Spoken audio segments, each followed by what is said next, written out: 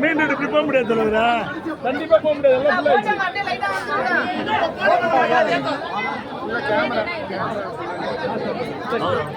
என்ன போக முடியாது தலைவரா, போட்டோ அடிக்கிறாங்க.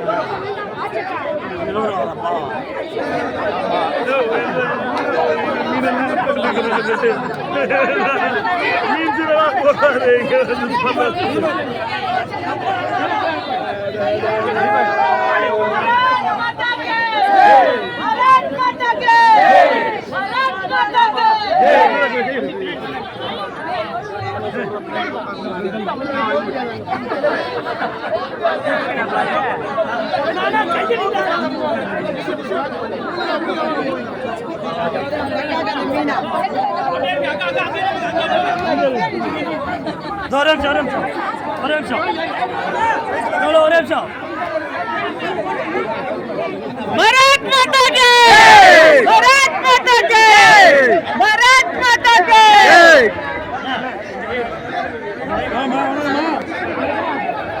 அதுக்கப்புறம் எல்லாரும் சந்தோஷமா இருக்காங்க. இது தலைவர் பார்த்து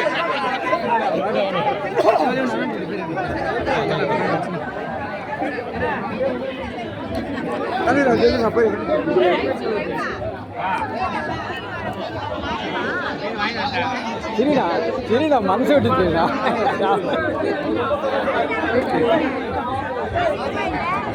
அண்ணா வணக்கம். எல்லோரும் அமைதியாக இருக்கும்படி அன்போடு கேட்டுக்கொள்கிறோம்.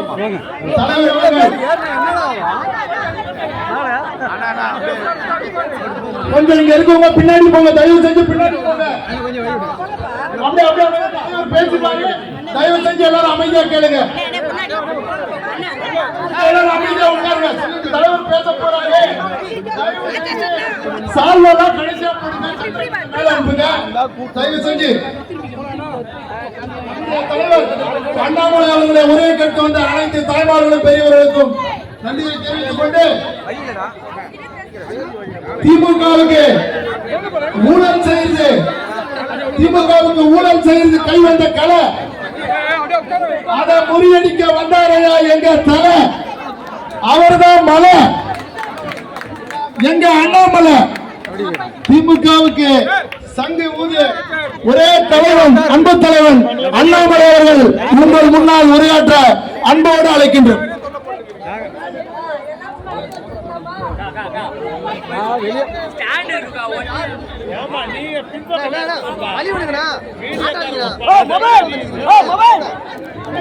போக்குவரத்துக்கு இடைஞ்சலா வச்சுக்கிறீங்க, கொஞ்சம் தள்ளி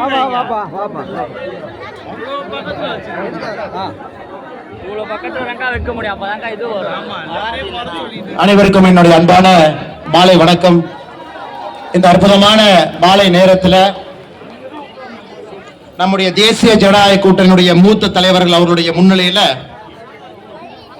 சேப்பாக் திருவல்லிக்கேணி சட்டமன்ற தொகுதியினுடைய பூத் 7, பூத் 8, பூத் 9 இந்த 3 பூத்துகளுடைய பாரதிய ஜனதா கட்சியினுடைய குறியீடாக இருக்கக்கூடிய சக்தி கேந்திரம் அதனுடைய கூட்டமாக நடந்து கொண்டிருக்கிறது. பொதுமக்களும் கூட ஒரு பெரிய ஆர்வத்தோடு, ஒரு அரசியல் மாற்றத்திற்காக பெரிய ஆர்வத்தோடு இந்த அற்புதமான மாலை நிகழ்ச்சியிலே பங்கேற்றுக் கொண்டிருக்கின்றார்கள். நான் பேச ஆரம்பிப்பதற்கு முன்பு மேடையில் இருக்கக்கூடிய எல்லா நம்முடைய அன்பு கூட்டணி தலைவருடைய பெயரை சொல்லி அவர்களுக்கு என்னுடைய வாழ்த்துக்களை சொல்ல விரும்புகின்றேன். சென்னையில நீண்ட நெடுங்காலமாக அனைத்து இந்திய அண்ணா திராவிட முன்னேற்ற கழகத்தினுடைய மூத்த தலைவராக கட்சியினுடைய வளர்ச்சிக்கு அரும்பாடுபடுவது மட்டுமல்ல, மக்களுடைய குரலாக தொடர்ந்து இருக்கக்கூடிய மாவட்டத்தினுடைய கழக செயலராக இருக்கக்கூடிய அருமை அண்ணன் ஆதி ராஜாராம் அவர்கள் நம்மோடு மேடையில் இருக்கின்றார்கள். அண்ணன் அவர்களுக்கு என்னுடைய நெஞ்சார்ந்த வாழ்த்துக்கள் நன்றிகளை தெரிவித்துக் கொள்கின்றேன். அதே போல அம்மா மக்கள் முன்னேற்ற கழகத்தினுடைய மாவட்ட செயலராக இந்த பகுதியினுடைய மக்களுடைய அன்பை எல்லாம் பெற்றிருக்கக்கூடிய அண்ணன் சேப்பாக்கம் ராஜேந்திரன் அவர்கள் வந்திருக்கின்றார்கள். அவர்களுக்கும் என்னுடைய நெஞ்சார்ந்த வாழ்த்துக்களை வணக்கங்களை தெரிவித்துக் கொள்கின்றேன். தமிழ் மாநில காங்கிரசினுடைய மாவட்ட தலைவராக இந்த பகுதியினுடைய தலைவராக இருக்கக்கூடிய அண்ணன் சென்னை நந்து அவர்கள் இதற்கு முன்பு பேசிவிட்டு சென்றிருக்கின்றார்கள். அவர்களுக்கும் என்னுடைய வாழ்த்துக்களை தெரிவித்துக் கொள்கின்றேன். பாட்டாளி மக்கள் கட்சியினுடைய மாவட்ட செயலாளர் அருமை சகோதரர் வழக்கறிஞர் குமாரன் அவர்கள் வந்திருக்கின்றார்கள். அவர்களுக்கும் என்னுடைய நெஞ்சார்ந்த வாழ்த்துக்களை வணக்கங்களை தெரிவித்துக் கொள்கின்றேன். தமிழக மக்கள் முன்னேற்ற கழகத்தினுடைய மாவட்ட செயலாளர் ஆரோக்கியசாமி அண்ணன் வந்திருக்கின்றார்கள். அவர்களுக்கும் என்னுடைய நெஞ்சார்ந்த வாழ்த்துக்களை வணக்கங்களை தெரிவித்துக் கொள்கின்றேன். அதே போல பாரதிய ஜனதா கட்சியினுடைய எல்லா தலைவர்களும் கூட மேடையின் மீது இருக்கின்றார்கள். மாவட்டத்தினுடைய தலைவராக இருக்கக்கூடிய அருமையண்ணன் கிரி அவர்கள், நம்முடைய மீனவர் மக்களுடைய அடையாளமாக இருக்கக்கூடிய மாநிலத்தினுடைய செயலாளர் அண்ணன் சதீஷ்குமார் அவர்கள், மாவட்டத்தினுடைய பொதுச் செயலாளர் சிவாஜி அவர்கள், அருமை சகோதரி அக்கா மஞ்சு பார்கவி அவர்கள், மாவட்டத்தினுடைய துணைத் தலைவர்கள் விஜயகுமார் அக்கா அவர்கள், சுமா சுரேஷ் அவர்கள், சதீஷ்குமார் அவர்கள், மாவட்ட செயலாளர்கள் அக்கா கிரிஜா அவர்கள், அக்கா ஜெயந்தி அவர்கள், நம்முடைய ஆற்றல் மிகுந்த இந்த பகுதியினுடைய ஒன்றிய தலைவர்கள் அருமை சகோதரர் ராகுல் அவர்கள், தீபக் அவர்கள், சேப்பாக்கம் ஒன்றியத்தினுடைய பொதுச் செயலாளர் சிவானந்தம் அவர்கள், பாஸ்கர் அவர்கள் தலைமையேற்று இந்த அற்புதமான கூட்டத்தை நடத்தி கொண்டிருக்கக்கூடிய மாவட்டத்தினுடைய செயலாளர் அக்கா சர்மலி அவர்கள், சேப்பாக்கத்தினுடைய ஆற்றல் மிகுந்த ஒன்றிய தலைவராக இருக்கக்கூடிய வழக்கறிஞர் ஆர் தீபன் குமார் அவர்கள், அதே போல நன்றியுடைய வழங்குவதற்காக இங்கு அமர்ந்திருக்கக்கூடிய 62வது வட்டத்தினுடைய தலைவர் அருமை சகோதரர் சங்கர் அவர்கள், மிக முக்கியமாக என்னுடைய அருமை சகோதரி குடும்பத்தில் எந்தவித துயரம் இருந்தாலும் கூட கட்சிக்காக முன்னிலைப்படுத்தி நேரத்தை கொடுத்து பணி செய்து கொண்டிருக்கக்கூடிய அக்கா நதியா ஸ்ரீனிவாசன் அவர்களும் நம்மோடு இருக்கின்றார்கள். அவர்களுக்கும் என்னுடைய மாலை வணக்கத்தை தெரிவித்துக் கொள்கின்றேன்.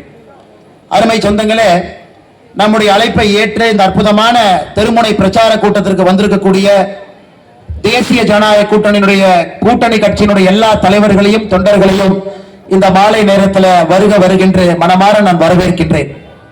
தமிழகத்தில் எல்லா இடத்திலும் கூட நம்முடைய தேசிய ஜனநாயக கூட்டணியுடைய தலைவர்கள் மிக கடுமையான சுற்றுப்பயணம் செய்து கொண்டிருக்கின்றார். நம்முடைய முதலமைச்சர் வேட்பாளர், இதற்கு முன்பு முதலமைச்சராக இருந்த அருமையண்ணன் எடப்பாடி பழனிசாமி அவர்கள் 188 தொகுதிகளை தாண்டி பிரச்சார பயணமாக ஒரு தொகுதியாக மக்களை சந்தித்துக் கொண்டிருக்கின்றார்கள். நேற்று 51 தொகுதியில் மக்களை சந்தித்தார்கள். இன்றும் ஒரு தொகுதியில் இருக்கிறார்கள். அதே போல நம்முடைய பாட்டாளி மக்கள் கட்சியினுடைய தலைவராக இருக்கக்கூடிய அண்ணன் அன்புமணி ராமதாஸ் அவர்கள் இன்னைக்கு தர்மபுரியில பொதுமக்களை சந்தித்து அவரும் ஒரு பிரச்சார பயணத்தில் இருக்கிறார். அண்ணன் டிடிவி தினகரன் அவர்கள், அம்மா மக்கள் முன்னேற்ற கழகத்தினுடைய ஆற்றல் மிகுந்த தலைவர் அவர்கள் கும்பகோணம் பகுதியில் அவரும் மக்களை சந்தித்து பிரச்சார பயணத்தில் இருக்கிறார். நம்முடைய மூத்த தலைவர்கள் எல்லோருமே மக்களை சந்தித்துக் கொண்டிருக்கின்றார். அதுவும் இன்னைக்கு ஞாயிற்றுக்கிழமை பம்பரத்தை போல நம்முடைய எல்லா கட்சியினுடைய தொண்டர் பெருமக்களும் கூட மக்களை சந்தித்துக் கொண்டிருக்கின்றார்கள்.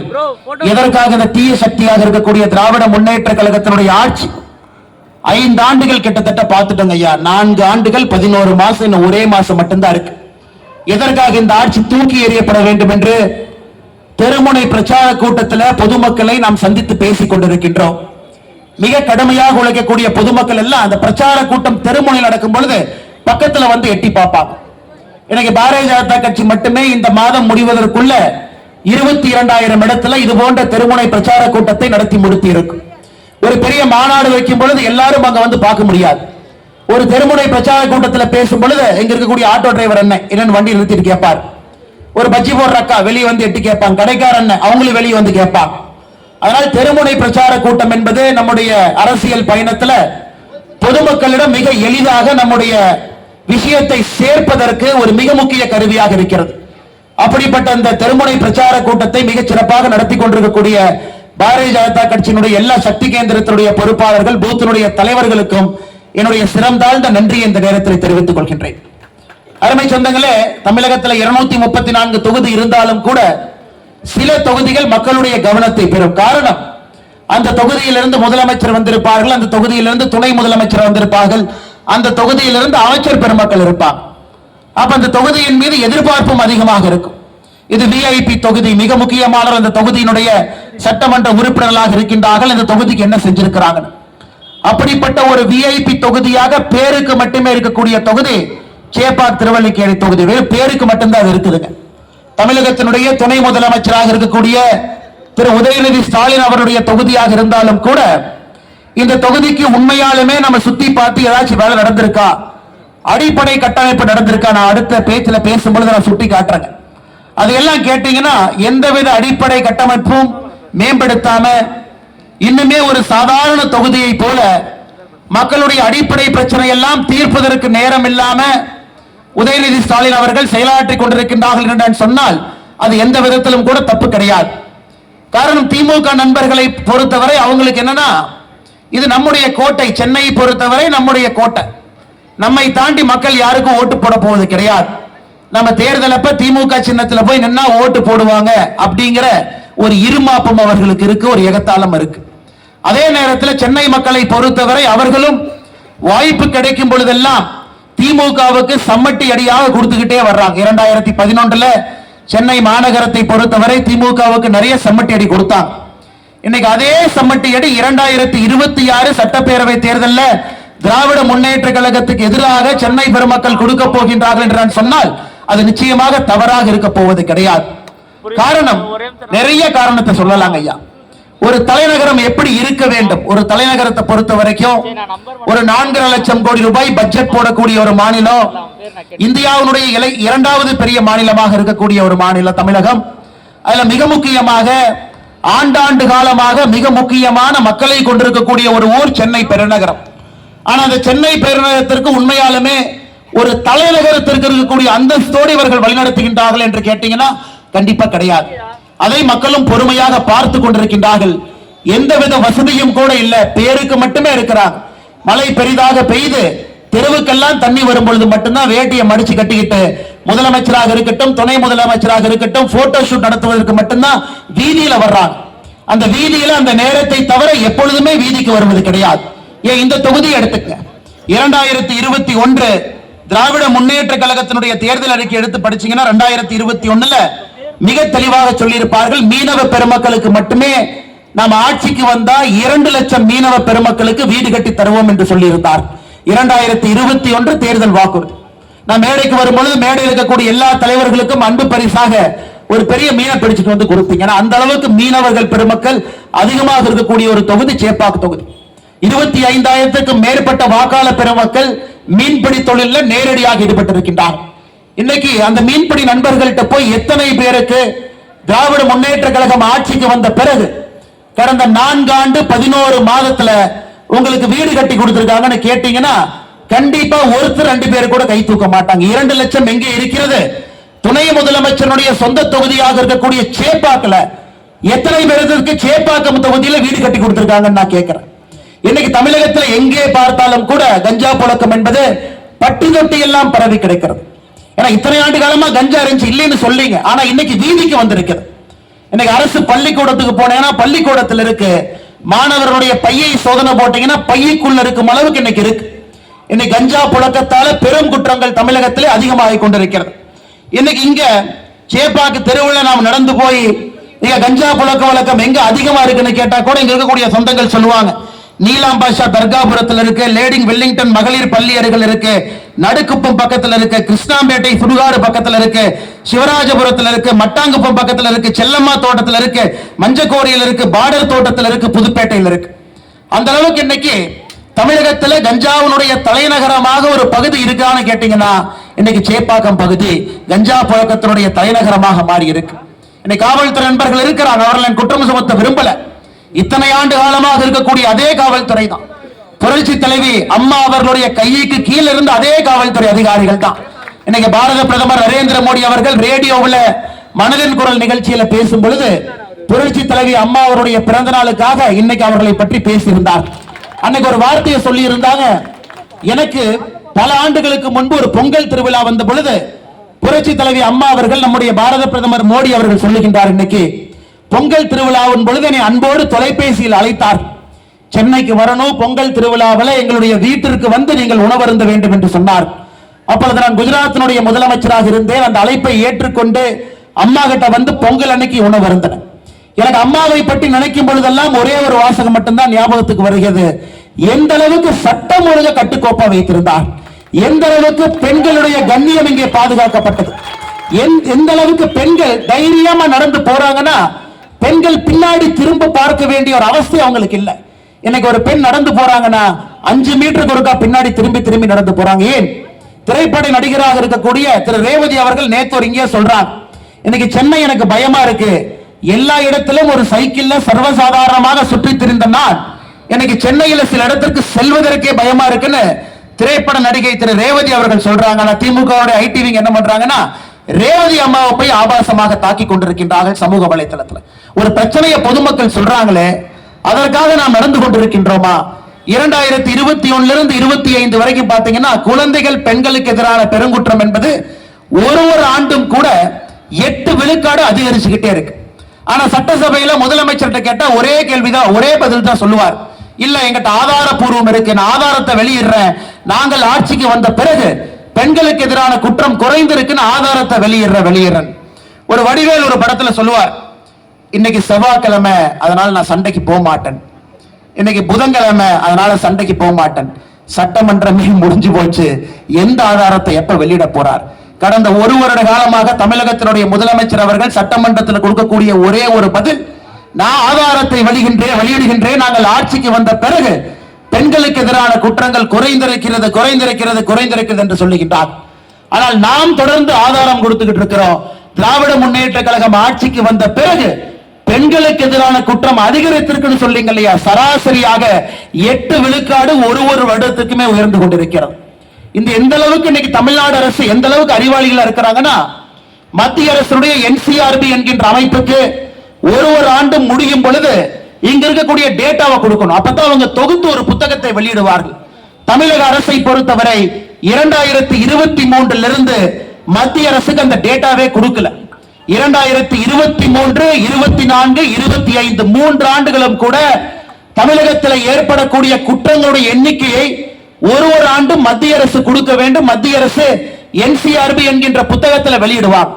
2023 இருந்து அதை வெளியிட்டால் மக்கள் எல்லாம் கோவப்படுவாங்க, மக்கள் எல்லாம் காரி துப்பி விடுவார்கள் என்று தெரிந்த பிறகு அந்த டேட்டாவையே கொடுக்காம மத்திய அரசை ஏமாற்றுவது மட்டுமல்ல, தமிழக மக்களையும் ஏமாற்றிக் கொண்டிருக்கின்றார். அதனால் வடிவேல் அவங்க செவ்வாய்க்கிழமை சண்டை போட மாட்டேன், வியாழக்கிழமை புதன்கிழமை சண்டை போட மாட்டேன் மாதிரி முதலமைச்சர் அவர்கள் சொல்லி இன்னைக்கு சட்டப்பேரவையே முடிய போகின்ற நிலைமையில் நாம் நின்று கொண்டிருக்கின்றோம் அருமை சொந்தங்களே. அது மட்டும் இல்லை, இன்னைக்கு இந்த திறமை பிரச்சார கூட்டத்தினுடைய வலிமை என்னன்னு யோசிச்சு பாருங்க. எந்த தொகுதியாக இருந்தாலும், எந்த VVIP தொகுதியாக இருந்தாலும் கூட மக்கள்கிட்ட சரியான முறையில் ஆட்சிக்கு எதிராக இருக்கக்கூடிய விஷயங்களை நாம் கொண்டு போய் சேர்த்தால் யாராக இருந்தாலும் மக்கள் தோற்கடித்து விடுவார்கள் என்பது தமிழக அரசியலுடைய சரித்திரம். எனக்கு நீங்க MLA-வா இருந்து வேலை செய்யலினா உங்களை தோற்கடித்து 5 ஆண்டுகள்ல வீட்டுக்கு அனுப்பிடுவேன் என்று மக்கள் தொடர்ந்து ஒரு 5 ஆண்டுக்கு ஒரு முறை ஒரு நிறைய விஐபியை தோற்கடிக்கிறாங்க. ஆனால் இந்த முறை உதயநிதி ஸ்டாலின் அவர்கள் என்ன சேப்பாக்கத்துக்கு செஞ்சாருன்னு மட்டும் சொல்லுங்க. இந்திய அளவில் பிரச்சனைக்குரிய விஷயங்களை பேசி தமிழ்நாட்டு மக்களை அவமானப்படுத்துவது மட்டுமே அவருடைய குறிக்கோளா இருக்கு. சனாதன தர்மத்தை ஒழிக்கணும், டெங்கு, கொசு, மஸ்கிட்டோ பார், அது உச்ச நீதிமன்றம் வரைக்கும் போகும். அதன் பிறகு உச்ச நீதிமன்றம் ஒரு கொட்டு வைத்த பிறகு அமைதியா இருப்பார். இன்னைக்கு உதயநிதி ஸ்டாலின் பேசுவதெல்லாம் ஆக்கப்பூர்வமாக இல்லை. இதே பக்கத்து மாநிலத்தில் சந்திரபாபு நாயுடைய மகன் ஒருத்தர் இருக்கார். அவரும் குடும்ப அரசியல் தான், அவரும் குடும்பத்திலிருந்து வந்தவர் தான், அவரும் அமைச்சரா இருக்கிறார்.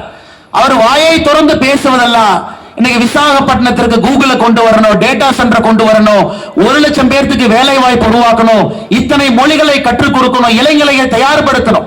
அங்க இருக்கக்கூடிய சந்திரபாபு நாயுடைய மகன் அங்க பேசுறார். ஆனா இங்க MK ஸ்டாலினுடைய மகன் பேசுவதெல்லாம் பிரச்சனைக்குரிய விஷயத்தை மட்டும்தான். இந்தியாவில் ஏன் ஒரு துணை முதலமைச்சர் நைட்டு 12 மணிக்கு 1 மணிக்கு இன்ஸ்டாகிராம்ல ஏதோ லைக்க போட்டு காலையில திரு முடிக்கிற ஒரே நாடு நம்முடைய தமிழ்நாடு மட்டும்தான் இருக்கும். சமீபத்தில் நம்முடைய எதிர்க்கட்சி தலைவர் அண்ணன் எடப்பாடி பழனிசாமி அவர்களும் கூட இதை குறிப்பிட்டு சென்றார். அதனால உண்மையாலுமே இந்த தொகுதிக்கு பெருமை தேடி கொடுத்திருக்கின்றார்களா? இந்த மக்கள் வளர்ச்சியை கண்கூடாக இந்த 5 ஆண்டுகள்ல ஒரு VVIP-யை கொண்டு வந்ததன் விளைவாக, ஒரு துணை முதலமைச்சர் இருப்பதன் விளைவாக, அரசியல் இயந்திரம் முழுவதும் ஒரு துணை முதலமைச்சருக்கு கீழே இருக்குது. அப்படி இருந்தும் கூட என்ன சாதித்திருக்கின்றார்கள் என்ற கேள்வியை மக்கள் முன்னாடி நாம் வைக்க வேண்டிய கட்டாயமும் கடமையும் நமக்கு இருக்குது. அன்பு சொந்தங்கள், இன்னைக்கு இந்தியா முழுவதும் நீங்க பாங்க, ஒரு தலைநகரமும், அது பெங்களூராக இருக்கட்டும், இன்னைக்கு ஒரு தலைநகரமும் முன்னேற்ற பாதையில் இருக்கு. பாம்பேவை பாருங்க, முன்னேற்ற பாதைகள், 1000 கணக்கான கோடி ரூபாய் உள்ள வருது. தலைநகரம் அடுத்தடுத்து பக்கம் போகுது. இங்க மட்டும்தான் எதுவும் வேண்டாம். மத்திய அரசு வம்புக்கு இழுத்து வெறும் சண்டை மட்டும் போட்டுக்கொண்டு, இந்த சண்டையில தமிழகத்தில் ஒரு நகரம் பெரிதும் பாதிக்கப்பட்டிருக்கிறது நீங்க கேட்டீங்கன்னா அது சென்னை மாநகரம் மட்டும்தான். ஏன் மெட்ரோ ப்ராஜெக்ட் கூட 2வது பேஸுக்கு